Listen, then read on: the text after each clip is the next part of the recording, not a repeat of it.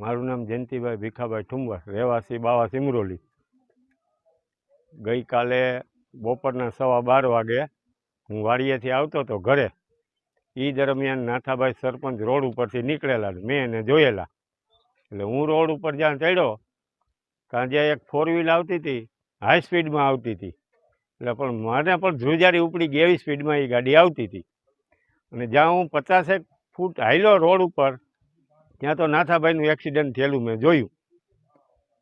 ચાલુ ગાડીમાં મેં એટલું જોયું કે નાથાભાઈને આ લોકોએ ઉડાડી દીધા। એટલે હું તરત મારી ગાડી સ્ટેન્ડ કરી અને સીધો છોકરાને તેડી લીધો। અને નાથાભાઈને જોયું તો નાથાભાઈમાં શ્વાસ હતા નહીં, ને છોકરાને ઇમરજન્સી અમે દવાખાને પહોંચતો કરવાની વિધિ કરી। 108ને ફોન મુસાફર લોકોએ કરેલો છે રોડ ઉપરથી। 108 આવી, 108 પછી પોલીસને ફોન કર્યો, અને પોલીસ પછી ત્યાં સ્થળ તપાસ કરી અને અમને કહેવામાં આવ્યું કે ભાઈ આ લાશને તમે PM માટે હોસ્પિટલ લઈ લ્યો।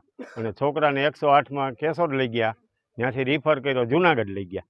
એવી પણ ઘટના બની હતી કે કોઈ 4 વ્હીલ વાળાને બીજાને પણ કોઈને હા,